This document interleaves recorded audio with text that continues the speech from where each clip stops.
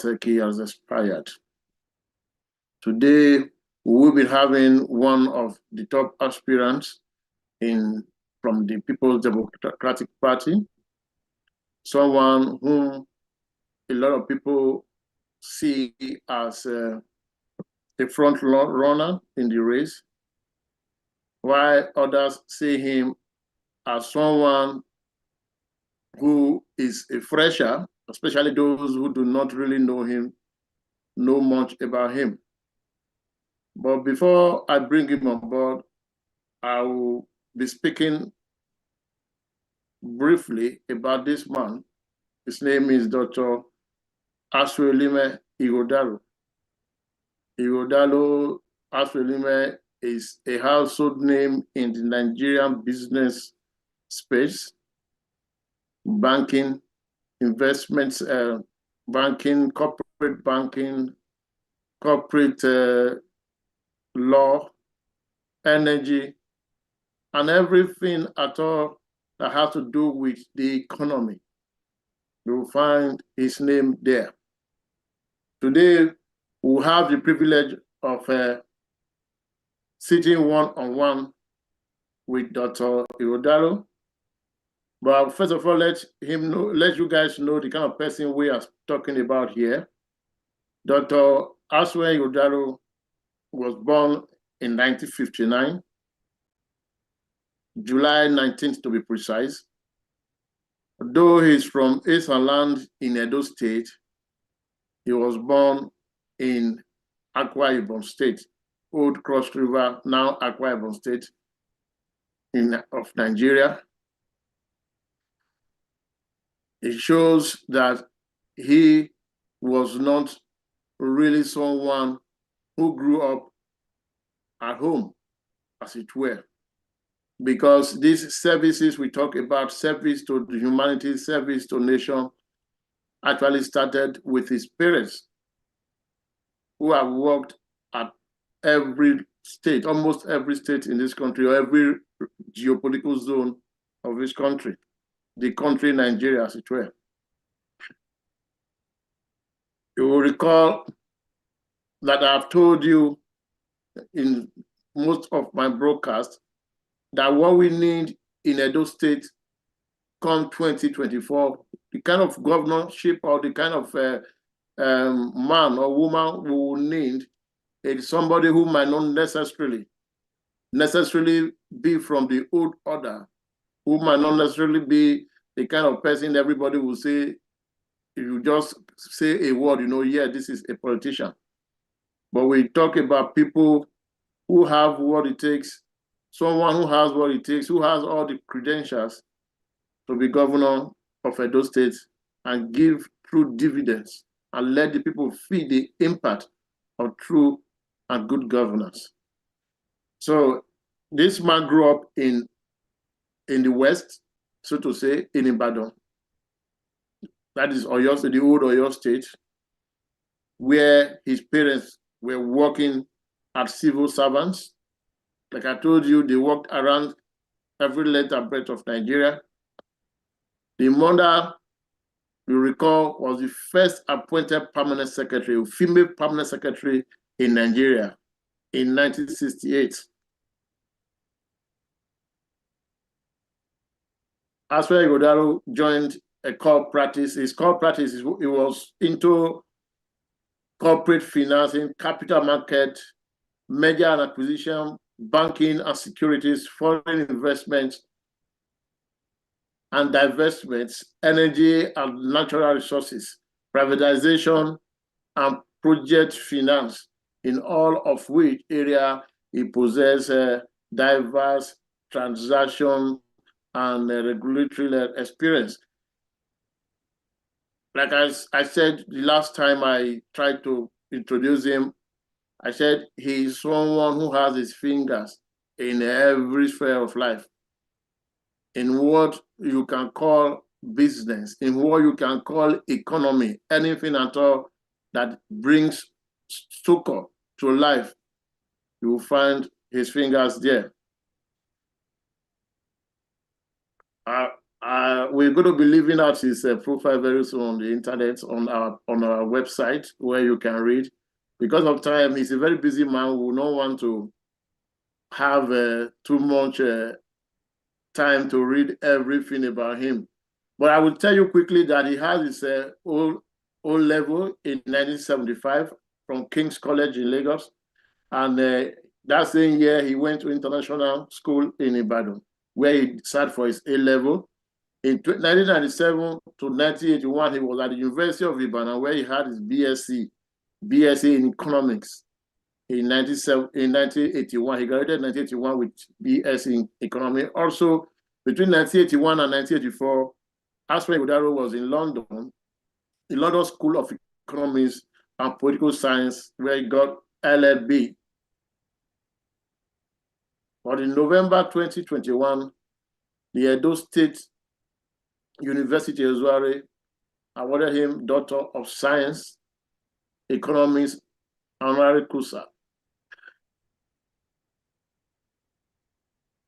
These are his qualifications. He's also a member, because he's a lawyer, a member of the Nigerian Bar Association on Business Law, International Bar Association, Association of International Petroleum Negotiators, Chartered Institute of Taxation of Nigeria, Institute of Doctors, Nigeria. You have so many boards that he's a member of. And like I said, we will leave the CV on our website for all our viewers and Edo people to see. Welcome to the moment of truth, Dr. Aspen Ighodaro. Good afternoon now, Ray. Thank you. Thank you so much for inviting me to this show. I've been looking forward to it. Thank you. I'm feeling great. Thank you very much. Thank you for affording us your time and your opportunity. This is a program put together by a team of journalists organized by Truthlive News, Truthlive Media Communications Limited from London, and we'll be having some journalists joining us. That is Dele Elempe is in Abuja. He will be joining us later. We have Yvonne Wadai, a citizen journalist also. She will be joining us. She's online already, joining from Abuja. We have Israel Onozora, a citizen journalist also joining us from Kogi State. So we have two other people will be joining us later from Edo State, from Benin City. But without much ado, we want to kick off with a question, sir, from here, from London. My name is Darlington Okwewolore. I'm the anchor for today's program. We want to know, we are aware that you want to be governor. You are among those contesting to be governor of Edo State under the platform of the People's Democratic Party, PDP. First of all, everybody knows that it's the right of every qualified man and woman to vie for positions in Nigeria. But one particular thing that people want to know is the driving force. For you, what is your driving force? What is the propelling factor in you that is pouring you to vie for this position, sir? Thank you very much, Ray. Again, I'd like to thank you for inviting me to this program. I'd like to thank everybody that's on the program that has joined to listen to me, and those other journalists who will be talking with me to find out more about who I am and what my ideas are. My driving force is simple. I think I have something great. Recording in progress. To offer the people of Edo State, and I'm putting myself forward to work day and night for the improvement and betterment of our state.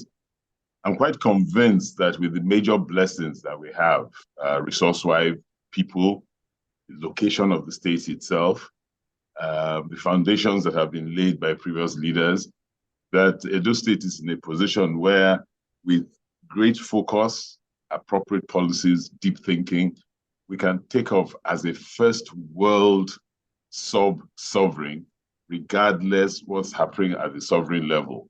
We can develop Edo State way beyond where any other state in Nigeria, or indeed in Africa, is. And I think I have the capabilities to do that work, to ensure a growth rate of Edo State, not just a growth, inclusive growth rate, where every man and woman doesn't feel any oppression. No child is out of school. We all can eat well. We all find work. Our economy grows strong, and our people are happy. So I believe I have all these capabilities and I can do it. My work since I went into full-time employment would probably speak for me. I have tried to build institutions wherever I've been given the opportunity. I've set up a law firm, which is one of the biggest and best acknowledged in the country. I have 15 partners, over 100 lawyers, and about 50 other employees. I've been blessed to chair major multinationals in the country, and I've been blessed to do work for federal government and the state. I was in Comrade Oshomole's economic team from 2008 to 2016. And since 2016, I have chaired Governor Obaseki's Alagodaro Economic Summit Advisory Group. So I think I'm well positioned. I know where the issues in the state are. I know how I can work to complement the work that has been done so far. I am fully committed. I have served in different spheres in the country. And I think with everything I have done, it's time that I bring back to my state and try and ensure that my state has the benefit of some of the capacities I have, working well together with everybody in the state and looking forward in a positive way, in a positive direction. Like I said, and I made a speech around those areas a few weeks back. Edo State is a prime state. It has many advantages: tourism, IT, good agricultural base from the north of Edo State, which is nearly savanna land, right down to the south, which is major rainforest. We can grow nearly a crop in Edo State. We have abundant gas, so we can encourage nearly any sort of manufacturing investment in Edo State. So I'm very confident that by the grace of God and with the focus that committed leadership would bring, we can turn Edo State into a first world economy. So that's my driver. And I know that committed leadership is key. I have looked at what has happened in many economies in the world that have developed in a short time. And it's not rocket science. Even if we just look at basic things they did and we try and replicate some of those basic things, we will take off as a first world state in Edo State. So that's my driver. My driver is to be able to develop and contribute to the development of a first world economy in our state. That's my driver. And I see that it is doable. Thank you. I recall you just mentioned that you've been you were part of Oshomole's economic team. And correct, currently you chair the Alagodaro Economic Summit of this current administration of Godwin Obaseki. In the area of investment, where many people believe that you mastered, you've been in and you've done very well for yourself and the nation, as it were. We are looking at, for this period that you've been with Oshomole and now with Obaseki, where do you think, which area, because I believe you must have garnered a lot of experience to know the areas in the three senatorial zones in the state where you think it is very, that is a great prospect for investor or investment to thrive? All areas of our state have great potentiality for investment. Already in the north of the state, we have the cement. We have both Bua and Dangote in the north who are investing there. We have the fertilizer blending plants in the north. If we look in the south, you will see that particularly over the last few years, a lot more investments have come in, particularly in the Bauha local government area, near the gas pipelines. Even the work there indicates that Edo State is a fertile investment area. Edo State will definitely take off, even with the investments that have come there. We have the Oshomo plant in that area. We have the ethanol plant that's just being completed. We have the modular refinery. We're soon going to have the port because a lot of work has been done around the port. And there's a lot of Chinese investments coming into those areas, you know. And then if we go into the Ovia area, you see the work that's been done in the oil palm area. And then the oil palm is being developed. I see us, if we continue with those programs, being the major or the biggest or the number one oil palm exporter and producer in Africa. And hopefully we'll go back to taking our rightful place in the oil palm industry because we were number one in the world at the time. And we gave seedlings to those countries that are number one in the world, but we just kind of took our eyes off the ball. So there are major areas. What had been the problem in the past had been the issue of security. You know that definitely investments flow to areas. We are going to come to that area, sir. That area of security. So I was just coming to yeah. you why we had those difficulties. Yeah. Security, base infrastructure have been things that have hampered the development or the attraction of a lot of investments, not to talk of the overarching problems that we have at national level, the problems of foreign exchange. Many of the investors who are foreign investors have not been able to remit foreign exchange and the overall problems we've had at national level. But we will find ways within Edo State, realistic ways to be able to overcome a lot of these problems. So I'm very confident that with focused leadership, a lot of hard work, commitment by the people, Edo State is set to take off. We haven't even looked in the area of tourism. The area of tourism, you know, gives a wide scope of so many things that can happen in Edo State. Edo State people are basically friendly people. They're service-oriented people. So if we can tap into the tourism prospects in the country, in the state, the sky is the limit. So I'm confident that every senatorial district of the state has unique advantages. We will look at the comparative advantage scale of each area.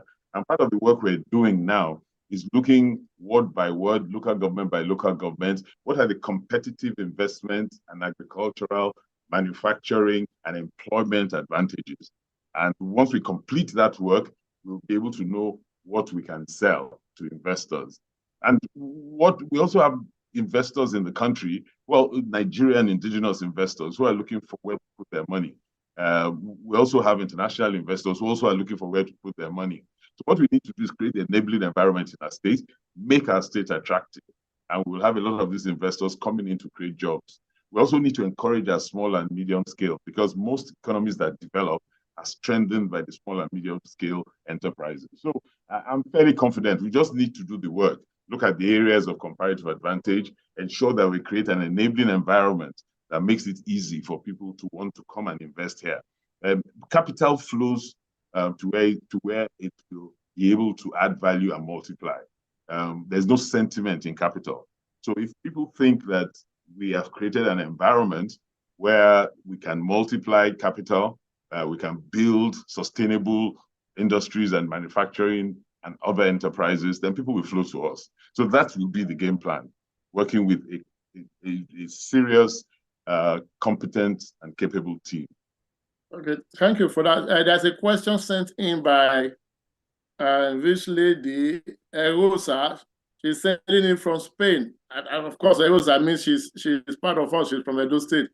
Rosa, she's asking, let me just read her. She said, we understand that Mr. Aswe has influence in Nigeria, and he has been part of so many industries and companies in Nigeria. Ask him how many of these industries can he bring or influence to Edo State if given the opportunity to be governor. Then how is he able to solve the case of unemployment in Edo State? Because as you know, Edo State government cannot give everybody job. Say my name is Erosa Osawaru. Erosa Osawaru is sent this from Tenerife, in Spain. Yes, sir. Thank you very much, Erosa, for your question.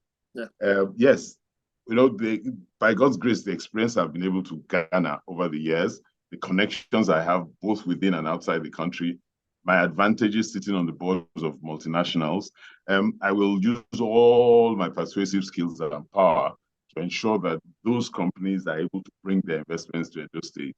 But we have to do our own work first. And our own work is to ensure we create an enabling environment. We create an environment that is secure, an environment where our children go to school and are able to provide base skill for these industries that we bring here. An environment where there's base infrastructure, where we have roads, where we have power, so that all these investments can come in and can take off unhindered. Today, most corporates, nearly all corporates, every part of Nigeria, behave as if they're local governments. Even us individuals behave as if we're local governments. We provide our own light, we provide our own water. In some places, they provide our own roads. And that makes us uncompetitive internationally because the cost of production is much higher than it would have been in an area where all of these facilities exist. So we'll work towards creating that enabling environment, and then we'll have to attract investors by persuasion, by proving that if they come in there, they can multiply their investments and create sustainable environments for their business much better than anywhere else. It's not emotional. For them, it's business, and it's where they can make the most money and where they can contribute the most value. So we have to create that enabling environment. But I will use all my leverage, all these companies that I've been involved with, all my contacts internationally and locally. I have been blessed to have been on the board of most of the multinationals in the country. That has exposed me to international links. My work as an international corporate lawyer has also exposed me to international links. So I will use all of this. I will leverage all of this for the betterment of our state. But like I said, we have to first create an enabling environment. And that's the work of every citizen working with government. Create the infrastructure. Let us know that investors are welcome. For instance, when investors come and they seek land, let us make the process of getting land for their investments painful. Let the communities that these investors want to invest in welcome them. Once the investors are fair and just, adequate compensation paid, then we should support them. It's their own children that they will employ into the companies anyway. So once we have a welcoming environment, we will see a lot of these investors. And like I said, I'll use all my knowledge, my contacts, and my power to make sure they come. But first of all, we have to lay the environment that makes it attractive for them. And we will do so. It's a leadership issue. And once we are able to do so, we will see investments coming in. When these investments come in, it will reduce unemployment. We'll also have to look at where, like I said, we have comparative advantage agriculturally. And we will encourage, through agricultural extension, through investment, through a loan or microfinance system that creates availability of capital at rates that are self-sustaining and make sense. We can't borrow at the present nearly 20-something% interest rate and expect our businesses to thrive and survive and expect our people to make money. So all of this we will put in place, and we will work hard to ensure that having put this in place, the companies sustain and we provide that thriving environment. We look like I was talking about oil palm. What about rubber? What about cocoa? What about cassava? What about sorghum and all those things that are export-led and export-oriented kinds of agricultural produce? Then we'll also have to look at the processing level. Because when we export just at the raw stage, we don't get all of the value that we should get internationally. So we must find, so like in the palm area, there's a lot of milling going on now, and we've set up mills. So we will do all of that thinking, all of that planning to ensure that our people get the best benefit from the work they do. And that's why also the issue of roads will be important, so that we can bring our produce to where we can sell or where we can export. And the issue of the port also becomes important because we produce, we can just move down the road to our own port instead of thinking of Lagos or Port Harcourt or Calabar or elsewhere. So all of this work we need to do, and then some of the groundwork has been done or is being done at present. So we'll focus on that. Thank you so much. Okay, Randolph, finish. Okay. No, I just wanted to talk a bit more about. I want to quickly, because you mentioned and the port, I want to quickly say two things. Now, we have Okomu oil. How valuable is Okomu oil? Where do you see Okomu Oil in the next 4 years as far as productivity and employment are concerned? Then, Okay, then lastly, sir, lastly, what do we do about the seaport? When can we have a working seaport in Edo State? Can this happen in your time? thank you very much. Luckily, I sit on the board of Okumoel. It's one of the boards that I'm going to step off now since I'm coming into politics. For proper governance, I can't stay on those boards. I've resigned from all my boards, including Okumu, and I leave that board at the end of this month. But I know Okumu well. Okumu is probably one of the most productive and the best managed companies in Nigeria. Return to shareholders in that company is extremely high, higher than most other agricultural enterprises. There's the cultivation of 2 extensions in the Ovia area of Edo State, and it's rubber is primarily for exports. Our production of palm oil, we can't even we can't produce enough even for exports. You know, they're all locally. Before we produce, all our distributors have come to take the products. So I think that part of what we were planning to do is further expansion so that we can get a lot more hectareage. We're also supporting landowners who are into palm so that we're not just doing it for ourselves. We're also developing smallholder farmers who are also developing their own palm, and we're helping them with extension services so that they can be efficient in their production. We give them some of our seedlings. They have some of our seedlings available, high value, high yield seedlings. So I see Okomu as a major driver. Okomu is probably the second or third employer of labor in Edo State after the government. And we still have capacity to employ even more, to train people at every level up to top management. So for me, Okomu is a great driver of the Edo State economy. Similarly, Presco, which is a major competitor. So we have the 2 biggest oil palm producers in our state and bordering our state. So I think that area is going to be a major economic driver for Edo State, and we have to keep working at it. We have to keep improving it. We have to keep supporting it very strongly. There was a time when there were problems with the communities around those oil palms, but those problems have since been resolved. A lot more CSR has been done so as to bring in the communities and accommodate the communities.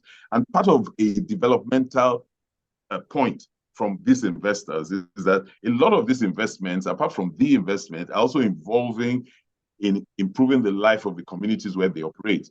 Schools, roads, water, electricity, and things like that. So you even pump up, apart from the earnings that come in as direct contributions and direct investment. So we just need to continue creating the enabling environment for this future. See them in the first world economy. Going back to the area of the port, I think all of the basic advisory work has been done. I think approvals have been obtained from the federal government to set up our own port. So we're at the point where we've shortlisted, I think, because at the last economic summit we had, we were told, it was confirmed to us clearly that the state has now shortlisted the company that's going to be involved in the construction of the port. I think we're at the point now where the state is looking for appropriate capital. The state will look for international investors, local investors, and the state will also contribute its own share of investment. So I think that's the state at which the project is at. Definitely, by God's grace, if I become the governor of our state, if I'm given the opportunity to lead our state, hopefully by that time, the investments will be in place to start construction work. If for any reason it's not, I will contribute to ensure we find the appropriate investment. That port will be a viable port. If you see the location of the port, it's at a point where it's closer to many endpoints than most of the other Nigerian ports. And we can move things from the middle of Nigeria to that port and export from there. Definitely, most of the work we do in Edo State, most of the export produce can come out from that port. So, but what needs to be done now is focused work on finding finance, ensuring it is value-based, on time, and at budget. Because that's another thing with our projects in Nigeria. So we have to pay attention to make sure it's on time and at budget so that we can start reaping the benefits of port very quickly. If you look at what the Lekki Port is doing to Lagos now, Lekki Port is changing the whole economic landscape of Lagos State. So I'm excited about the port in Edo State. I'm really excited, very excited. Okay, thank you so much. Before I allow my colleague in Benin, because is currently in Benin, he'll be speaking to you, ask a question. Because of time, we'll just allow for one question each from Yvonne and Tuba. Then we'll read out questions from some people also, because we will be closing this in another 15 minutes. If Dr. can allow us for more minutes, it will be great. Time flies when you're having fun. Yeah. If I really don't have time for this all the time. We'll see. Time is always not our friend, I know. I know, but let us talk politics, Dr. Ighodalo. Let us talk politics. You are coming in on the platform of the Sorry, PDP. Ray, I actually prefer Mr. Ighodalo. Actually, okay. Mr. Or Aswe. Aswe. Yeah. Okay, let's talk politics, Mr. Ighodalo. Let's talk politics. Now, you are coming in on you're vying for the ticket of the People's Democratic Party, the PDP. Correct, sir.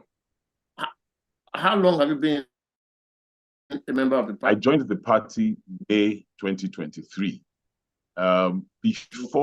Before now, I thought I was self-sufficient and I was contributing my quota in the corporate world. And I was contributing my quota to the people of my state by all my activities advising government, and then to my community, like giving scholarships, building boreholes, having microfinance arrangements in state for women and widows and things like that. So I thought, but my thinking in the last few years, particularly when I served on the board of the Nigerian Sovereign Wealth Fund, made me start thinking very seriously about throwing my hat in the ring. When we were working at the Sovereign Investment Authority, at that time, when President Buhari was in governance, for some reason, government passed on to us at the authority responsibility for concluding certain projects on behalf of government. Lagos-Ibadan Express Road, the Abuja-Kano Road, the second Niger Bridge, to restructure the fertilizer program. We also built a cancer center in Luth, which is the #1 cancer center in Africa. We built diagnostic centers in at least 8 to 12 hospitals in Nigeria. And that experience actually broadened my mind even much further, in addition to my experiences serving on those economic advisory committees. It showed me very clearly that in public office, working transparently, working hard, working efficiently, you can affect the lives of so many more people. And I started thinking about this very seriously, that how would I affect the lives of the 5 million people in my state to start with? If I'm given the opportunity to serve as the governor of the state, I will do everything in my power to serve positively and affect positively the lives of the 5 million people in my state. In my previous life as a corporate person, I could maybe affect the lives of 2,000 people, 3,000 people. That's scratching the surface. And so that started implanting in me the seed to think of contributing my quota in this way. So that's how, and I've been thinking about it. So early this year, I discussed to my wife that, listen, this is how I am thinking. And she encouraged me. So I then thought through, I went to register with the PDP in my ward, in my village. And then I started paying attention to the politics of the country, how the politics is dimensioned.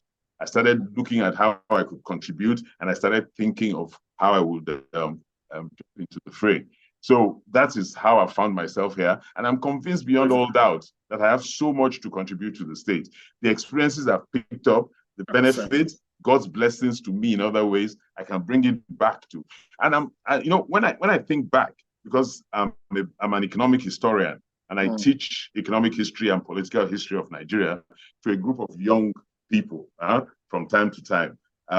And in my research there, and I look at Nigeria in the 50s, particularly in the mid 50s, and I look at what the impact of the Western region on the development of the country. And the Western region was growing at an average rate between 55 and 61 of 7 to 8%, some years even higher.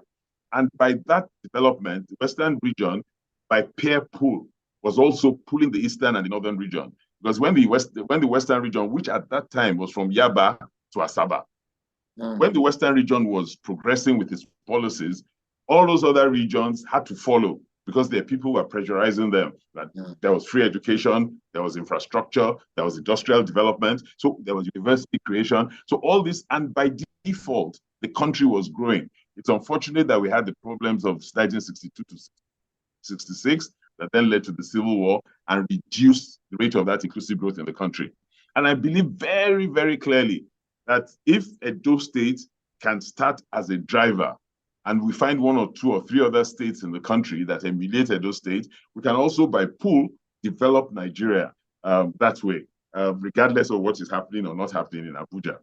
If you also look international history, you will find that at a time when Singapore was a much poorer country than Nigeria, Singapore was part of Malaysia, and the person that was the leader in Singapore focused on the development of his part of that country. And from that development, when Malaysia then kind of pushed Singapore out, Singapore had already laid the foundation for leapfrogging into development space. And within 20, 25 years, Singapore had become a first world country from a backward third world country. So I'm convinced that working very hard for our state, we can have a twin thing. We will develop our state, develop our people, make our people the fastest growing state in Nigeria, the best state, the first world state, where people are happy, no man is oppressed. And by that, secondly, have a pool, because there will be, hopefully, state competition between the states. Absolutely. Other states will want to emulate what is happening in Edo State. Yeah. And from there, we will, by default or by focus, also develop Nigeria. So for me, those things created the strong attraction for me to bring all my experience, all my capacity to come and try and work for the people of my state. So that's why I'm offering myself. There's nothing else. Thank you so much. Thank you so much, Mr. Asue Igodalo. We can always wish you the best from here. But quickly, before you go, I will give Mrs. Yvonne Wadiai the space to ask a question. She's one of the journalists on board. Yvonne, you can put on your mic and your video. Yvonne, yeah. Yeah. Good afternoon, Mr. Ray. Thank you, Yvonne. Good afternoon, Mr. Asue Igodalo. Nice to meet you. Good afternoon, Yvonne. Nice to meet you. How are you? I'm very well, thank you. Thank you. Mr. Asue, I've read your profile, and I would say it's an enviable one. But you agree with me that ironically, Edo women and form the 80% of the electoral force. 80%. But we feel like arguably. Okay, arguably. But we feel like we're only relevant when it's time for election. After election, we're relegated. So what are you going to do differently for Edo women and Edo youths? Because I'm not in Edo State, but I know I'm not in Edo State currently, but I know a lot of Edo women. I've spoken with a lot of very influential Edo women. Like there's a lady who is doing so well in the interior industry in Lagos State, Ezoge Bebo. I've spoken with her, like, you have such a beautiful business idea and everything, but you have it in Lagos. Why don't you come to Benin? And she often has told me that Edo State doesn't encourage such business. So what are you going to do? And she's a youth too. So what are you going to do for us, Edo women and Edo youth, differently? And it's not just talking verbally, action plan. I don't think I agree that Edo State doesn't encourage women investors. I don't agree. There are a number of women investors in Edo State. But let me roll back. I am actually a biased man. I'll tell you why. my mother was the first woman to be appointed permanent secretary in this country in 1968, when most women hadn't risen to that height. And for about 8 years, she was the only woman that was permanent secretary. So I'm always biased towards women. All the boards I've sat on, especially where I've been chairman, we've had nearly an equal balance of men and women on the boards. In my law firm, I have 15 partners. Out of those 15 partners, 7 are women. And most of my lawyers are women. I find that women, when fully respected, are extremely hardworking, they're loyal, they're focused, they're creative, and particularly on our boards, they bring wisdom. So I'm woman biased. And I believe that in every environment, you can't clap with one hand. You know, we must take the capabilities of men and their own advantages hand in hand with the capabilities of women and their own advantages, and use them both. So again, Yvonne, I'm pro-women.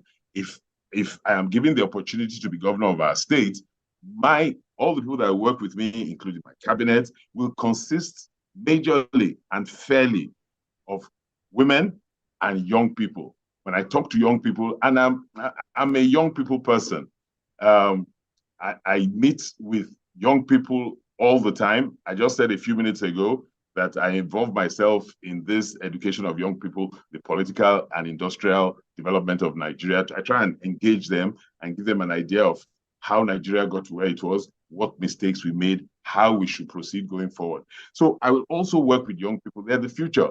Young people are creative, they're hardworking, they're innovative. So we just need to continue encouraging them and providing the environment. Most times what businesses require to start is capital. So we need to look. One of the things I did, for instance, in my village, I set up a seed capital fund, microfinance, 2-3% for women, primarily for women businesses. So women, once they just come and they say what they want to do and they access that finance. So I will create an environment where women are given as much encouragement as men in any way. So once you start by in your government, women have lead positions. People will know that this is the direction you seek to go, and it will be an encouragement. As for youths, I will support their creativity in every way. I will encourage their passion. I will encourage the work they do. I will bring them into my government. Going into the schools, I know that a lot of our children have difficulty paying school fees, particularly at the university level, even at the secondary school level. We will put in place some kind of financing structure to make this less painful. And they will work with us in every way. We must take the future is theirs. So we must take their advice. We must take their participation. And so I will do everything possible to work with the youths, to encourage the youths, to work with the women, to encourage the women. One of the things I've tried to tell women, particularly because I also have an occasion to speak into women, particularly young girls that are about to get married and things like that. And I say that, when you're choosing your life partner, you must also be careful to choose somebody that will encourage your dreams. Somebody that will ensure that they will not in any way pull you back in achieving your ambition and your dreams. Where I work here, I ensure that the women that work with us have a long period of maternity and it doesn't affect their promotional rights when they start work. Part of the problem in a lot of companies is that in the woman's recreative years, she's at a disadvantage because when she goes off to set up family and take care of family, before she comes back, most of the people she was at par with have since gone ahead. So part of the things we do in those companies is ensure that women don't lose seniority, and they're allowed by training to catch up where they've lost seniority. So in the things I do now, I'm woman biased already. And I know that in our environment, we have as many men, if not more, we have as many women, if not more women than men, and definitely our voting population, definitely more youths. So I will support anything and everything that will ensure that there's advantage and there's consistency. And there's no bias against either men, either women, or children, or youths in any way. I will continue the good parts of our educational policy and strengthen it so that all our children go to school. So I will develop women-focused, youth-focused programs to ensure that Edo State takes the benefit of the capabilities, the strengths, and the creativity of our youth, and the strengths, maturity, wisdom, creativity, and hardworking capacity of our women. And there will be no reason why any woman who like any other business person, sees Edo State as a good investment environment, will be in any way prejudiced from coming to set up their businesses in Edo State. It won't happen. So I assure you that from where I come from, that's what I've always practiced. And going forward, to get the extreme best benefit for Edo State, I will continue along those lines to ensure that women are given as much priority as anybody else, and they're given advantages where they seem to have certain disadvantages. Thank you so much, Asle. Do you have a follow-up? Thank you so much, Yvonne. Thank you, Yvonne. I think Yvonne has a follow-up. Okay, does she? Yvonne, okay, come on. Yvonne, I have time for you, please. Right? You have a follow-up. Okay, sir. Yeah, because this is critical and really important, you know. It is. Yeah. Okay, thank you so much. Mr. Asle, okay, right now, what do you have ongoing for women? Because I saw flyers everywhere concerning the sport thing that was done. I think it's ongoing. I think I saw it earlier this year. Yeah, the Godalo Cup, something like that. It was quite commendable.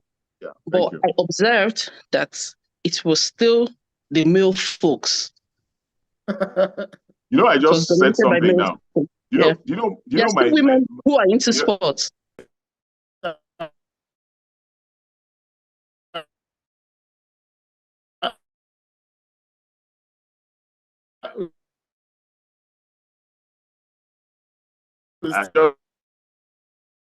Women, looking way.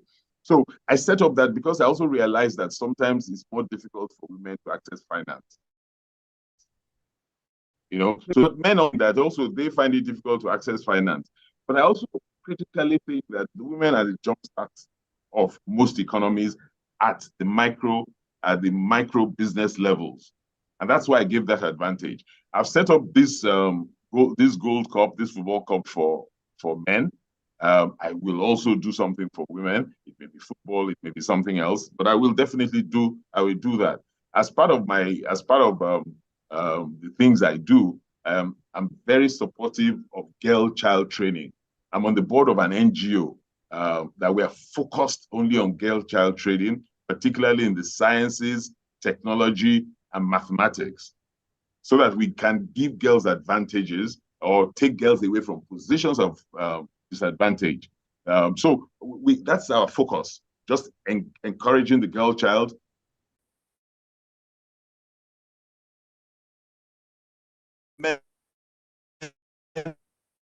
Mentoring and our role models. And I'll tell you for free, my wife, for instance, is in the interior design and furniture manufacturing business. And I've supported her business. She's been in this business for nearly 40 years. And I've supported her business in every way possible. And by God's grace, she's doing very well. My daughter is a serial entrepreneur. She works with her mother, but she has her own makeup line for women. Some people were asking her, you don't want to become a lawyer like your father? She said, no. And I encouraged her to go into exactly what she wanted to do, her own passion. She has a group of friends that I also encourage and I support and I advise and I mentor. So as far as women and youths are concerned, that is my life, because I know that's the future. They're the ones that are going to pull us totally out of where we are as a country. They're the ones that are, we are Android. They're the ones that are for the future. They're the ones that understand where the world is going into. They're the ones that are capable and competent and have the driving force to totally change the landscape of this country and the narrative. So I'm confident that in Nigeria, with the appropriate leadership, Nigeria will become a first world force. Definitely Edo State will become, and hopefully Edo State will pull up Nigeria. But it can only be done with the strong influence, the strong work of women, and the strong work, creativity, and capability and understanding of our youths. So we need to just support them, encourage them, skill them,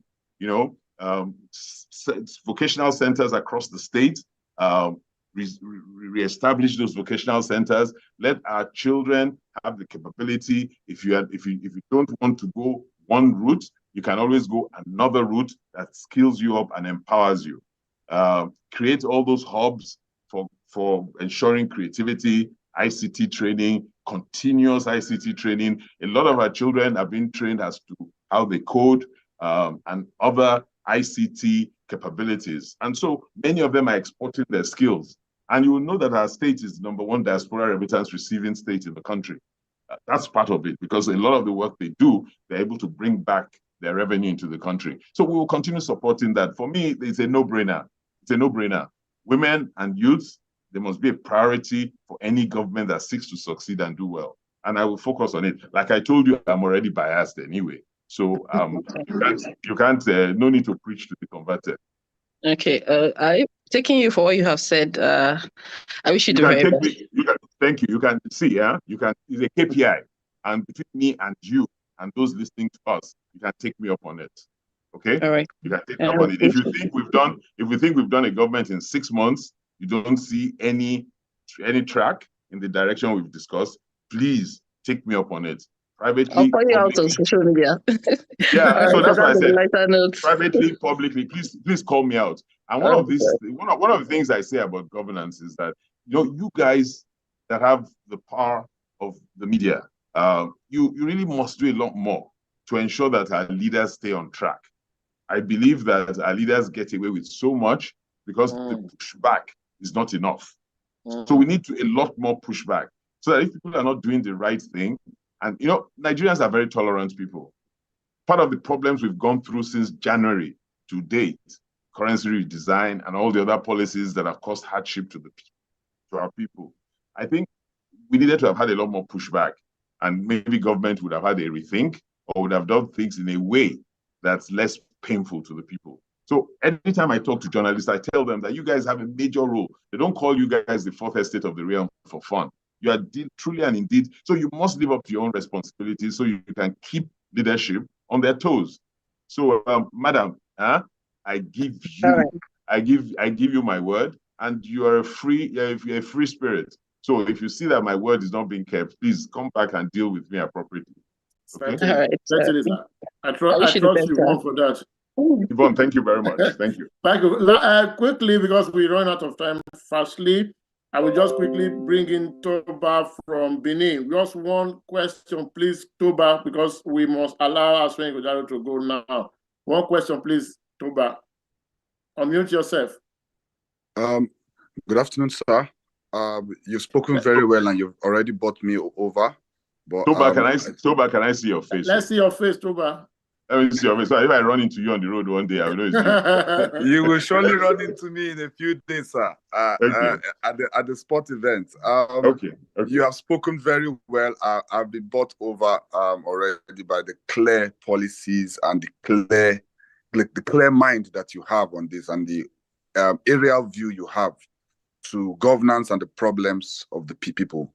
As you have said in time past, a basic necessity cannot be a luxury, which is the greatest problem of Nigeria. We have basic necessities becoming luxuries.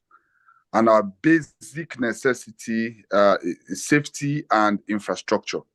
How can you help us with infrastructure in the state, where people will not have to have boreholes before they have water, which is one of the hardest, how to get the water board to get their pay, because we don't have a prepaid system for that. How to get more houses on the prepaid so that people are not being cheated elsewhere. How to fix the roads in the state, because these are the strongest indices that the masses use to weigh a government, no matter what the economics say about it, and no matter the amount of awards the governor is giving. These are what the people will put in the faces of those who support you now and those who support you afterwards. What do you have to say about this, sir? Thank you very much. Yes, Toba, thank you very much. I'd been expecting that question anyway all day. So, for me, clearly, every government has finite resources. So each government tries to prioritize. What I think we haven't seen enough of is enough deep creative thinking. I think we still need to do a lot more thinking totally outside the box. I'm clear in my mind that if we create an environment that's enabling, we will attract financing. We can't depend only on government financing. What is the monthly budget of Edo State? 8 billion from FAC, 5 billion from IGR. You back out obligations of the state, salaries, pensions, and things, maybe you have 7 billion left. That's 7 billion divided by 1,200. It'll give you a real life idea of how much our cake is in Edo State. One of the things we must do by some of these policies I've enunciated is our cake of 13 billion a month. We must bake that cake to become 40 billion, 100 billion a month. So that way we're better able to focus on these infrastructure requirements. But in the short term, where we're trying to bake that cake, we must also make ourselves attractive to other people's money. Because we're not going to develop the state only with our money. But if people trust the governance in the state, there's transparency of governance, there's effective leadership, then it's easier to attract money. There's about 17 trillion of money in this world that's at zero interest. It's idle. People are afraid to invest it because they think they will lose value. So they just keep it idle. And that doesn't make sense. So we should be able to attract such money. I'll give you an example. I was talking to an international financier the other day, and I said, what would it really take to attract you to come and build a 4-lane express road from Benin to Auchi? So that if I take off from Benin, even driving at a reasonable rate, in 1 hour, 15 minutes, I'm in Auchi. And they said, we just need an enabling environment. We need the seriousness of the environment, and we need security. And people must then understand that if they join that kind of facility, there will be some tolling on that facility. So I'm saying that the capital is available. We are going to look for capital to build the port. We can do the same thing for the infrastructure. It is fundamental we have infrastructure. Since I've been coming to Eastern Land and Edo State as a 1-year-old or a 0-year-old child, from when I can even recognize we've had no water and we really haven't had light until many people started making efforts. And I indeed in 2000 made an effort for light to come to Iwohimi, working and talking and pleading with Chief Bolaige as the Minister of Powers at the time. And we brought the first rural electrification into my village, Iwohimi, in 2000, based on my pressure on Chief Bolaige. But if you look at what has been happening, our own people steal transformers, they steal cables, we have no checks and balances. We're on the 3rd or 4th retooling of our cable and transformer system in Iwohimi, for instance. And I keep appealing to all of us in the community. How don't these people that steal these things and disrupt our power, they are from this environment. So we ourselves have to take responsibility. But going back to your point, we must find ways of alternative financing to attract that fighter, because our own money, until we can grow it further, cannot take care of all of the things we need to do. We must encourage private participation. The whole of our economy in this country, the government portion of it is about 12, 13%. So we have about 87, 85% that's private sector. So we must create an environment where the private sector can come and develop certain facilities. We see what Oshomo and Azura are doing in power. So if we can encourage, and you recall, for instance, when we started communication, mobile communication in Nigeria, the first few months, everybody said this is too expensive, this is only for the rich. See what has happened, what competition has caused. Now everybody picks up the phone. We have phone penetration everywhere in the country. You go to the most rural or the most urban areas, people, and Edo State has laid Wi-Fi communication facilities through most of the state. So that also gives us an advantage. So what I'm saying is that over time, once we allow private capital to come in, competition will balance private capital so that the value to the people will be at a value that's acceptable and people can access those infrastructure. So the thing is creative thinking, bringing capital in addition to state capital, let the private sector involve itself in a regulated format where the private sector do not become demons to us, but where there's appropriate competition, appropriate regulation, fair regulation, a balanced playing field, then we will see the power of other people's money helping to develop our environment. So we'll develop water at rates people can afford. We'll develop electricity at rates people can afford. We'll develop roads. Once the major roads are functioning properly, the pressure on the side roads go off. Part of the problem is that our major roads are not passable they are non-functional. So all of us are now passing the side roads. And in no short time, the side roads also become a problem. So it's a chicken and egg situation. And we have to, in a focused and determined way, thinking strategically, take care of all of our infrastructural problems. Let me give you another example. I was driving through Onwa recently, and I moved from one village to another. The first village had light. It was about 7 p.m. And I could see economic activity, night economic activity. The next village was asleep because they didn't have light. Imagine what will happen to the economy of our state if across the state we have electricity. We'll have night economy. So it won't just be daytime economy. Immediately, you double productivity, you double earnings, you increase GDP because there's also a night economy. So we have to address things in a determined and a focused way. We need to just think creatively, think better, be more efficient, be more transparent, be more hardworking. Through my life, touch wood, I'm not afraid of work. I have to create my law firm and to contribute to the other companies where I've been on the boards and I've chaired the boards. I probably work between 15 and 18 hours a day, easily. My doctor says it's bad for me, so I'm trying to say, okay, fine, let me try and sleep 5 hours a day now or something. But honestly, if you're committed and you focus and you work hard, do not be afraid of work. Then we will get to where we need to go to. And I want to say one other thing very quickly. We also need to come back home to the family unit.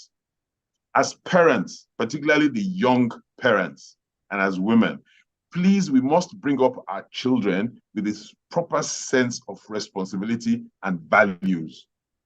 If your children are well brought up with the proper sense of responsibility and values, they will always do the right thing.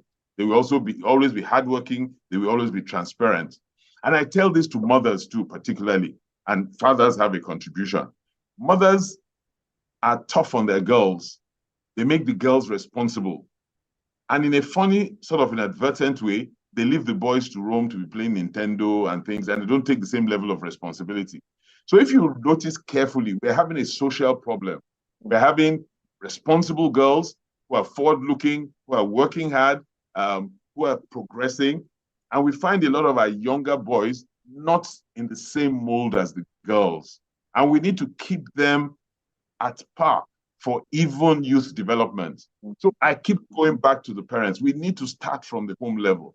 At the home level, we need to discipline our children, let them know right from wrong. If they have the right sense of values, good from bad, people will not, some of the things we see happening in the environment, a well brought up child will desist from being involved in such things.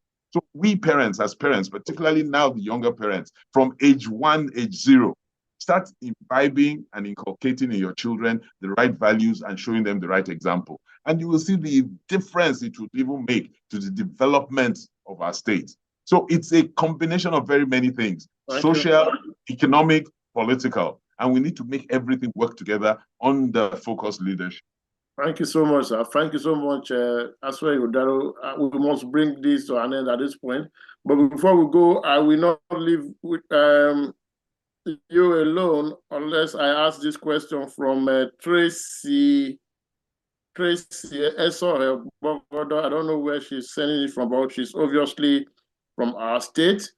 She's asking, do you have a document? Do you have a working document? Do you have a plan? I'm sure she's talking about a manifesto. So we can all go online anywhere you have it to download it. We want to be able to hold you to account if you win, so that whatever you say you are going to do, we will check the book if you are doing them. Where is the manifesto, sir? I already told Yvonne that I must be held responsible. I must be held to book. Yes. Presently, I'm retooling and reworking my manifesto. The ladies are very interested, sir. The ladies are very interested in the yes, so plus the ladies plus the youth. So, yeah, but seriously, Tracy, thank you. That's a great question. Yeah. I'm presently reworking my manifesto, and I'll tell you why. I wanted also to get granular at the ward and the local government level. I want to see everybody's pain points. What are the things that are the pain points? And they differ across our states. What the pain point is in Edo North is not the exact pain point in Edo South or Edo Central. So I want to be clear what are the pain points in different parts of the state. That's number one. Number two, I also want to be clear as to what are the comparative economic advantages in the different parts of the state. What do we have as an advantage in the different parts of the state? That will help me rework my manifesto. Thirdly, having been on the economic team of Comrade Oshomole, having served as the chairman of the Alagodaro for Governor Baseki, there are certain things that have been developed, certain things we set up as economic and social development plans. I'm also going back to those things, and I'm going to then do a comparison to what was achieved, where the gaps are, what more needs to be done. So I'm doing all of this work together at this time. So my team, we're working together. Once we complete that work, we'll then have a condensed manifesto, which I will then put online, and everybody. And I will let everybody know what I plan to do, how I plan to do it, and I can be held accountable. So what will happen in the first, I don't know, people have this cliche of 100 days, maybe, what will happen periodically? So what will happen in the first quarter? I do quarters and I live by quarters from where I come from in my corporate life. So what will happen in the first quarter? What will happen in the second quarter? What will happen in the third quarter? And after the first year, what do we see? After the second year, what do we see? Part of the problem we also have in politics is that most governments are not allowed to focus for more than 2 or 2.5 years, and then the next cycle of elections starts. Yeah. So we also have to think through how we're going to work through that problem. I know that it's an issue, but we have to think through it. And we have to think through how we're going to ensure that government focuses on the business of governance. If we can think through all those things, then we will have a fairer chance of ensuring we succeed with our development programs. And I'm clear in my mind that with the right focus, working with the right blend of capacity in the state, political, others who are non-political, with the right blend, we create an Edo state of our dreams, an Edo state that everybody will be proud of, an Edo state that will be a first world economy, even regardless what's happening around us. And I know it can be done. It's been done in the world before. We don't need to reinvent the wheel. We don't need to start, just see how other people did it and did it well, and be faithful and disciplined to what other people did. China, Indonesia, Singapore, India recently. India in the last 10 years ago, India was the poverty capital of the world. See what has happened to India by committed and focused leadership. So honestly, I just think we all just need to try and roll up our sleeves, become committed to this project, carry our people along, make our people happy, and we will see a totally different state by God's grace. Thank you very much. Thank you so much, Mr. Ighodalo. I swear it's been a full hour, 1 hour with you, and time flies. How time flies. I didn't think we would stay this long, but it's been very eventful, very insightful, and I'm sure our guests have been very, very excited watching you happy, and everybody is fine with what we have brought today. This has been one-on-one with Mr. Aswen Ighodalo. Aswen Ighodalo is one of the aspirants for the governorship election in 2024 under the platform of the People's Democratic, or on the platform of the People's Democratic Party, PDP, under the umbrella. Their sign, their symbol is umbrella. So we can only wish you were here, and we thank you most sincerely for this opportunity you've given us to reach out, to talk to our people, let our people hear from you, let them know the kind of person you are, what you have for the people of Edo State, and we can only appeal that next time we call on you, because I'm sure more opportunity will be there for us to have this conversation together again, because the conversation continues actually until the deal is done, until when the next government is formed in November 2024 by the grace of God. So we'll keep the conversation on from our end here. This remains Darlington Okwewolore. I'm reaching you from Truthlive News here in London. And I've had my colleagues, Yvonne. Yvonne actually is the general manager of Truthlive Media Communication, and she's the editor-in-chief for Truthlive News. Toba, you saw there from Benin, is the corporate affairs manager of Truthlive Media Communication. The other fellow couldn't join, Dele Lepe, I think he's having a problem with his connection, but I'm convinced that we've had a full dose today from Mr. Igodalo. Thank you so much for your time, sir. Thank you very much. I thank everybody for listening. And I thank you for inviting me. God bless. Thank you so much.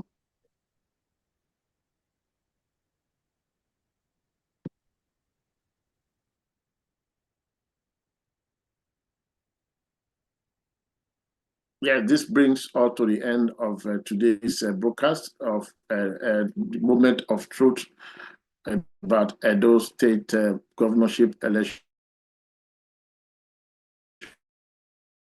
I guess other days we will send the information across and share across. Another aspirant will be speaking to us about his plans and work state. Thank you. Continue to subscribe to our YouTube. We'll bring more to you now to the end of the time, the end of the election season. Thank you once more. My name is Darlington. See you. Recording stopped.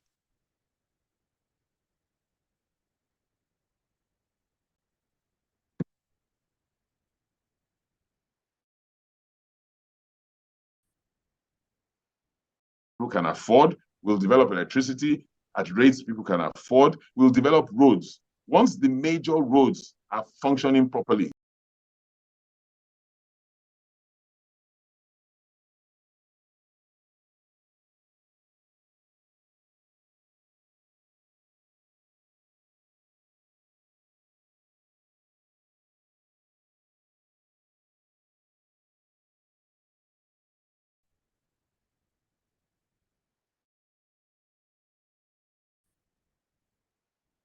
people can afford. We'll develop electricity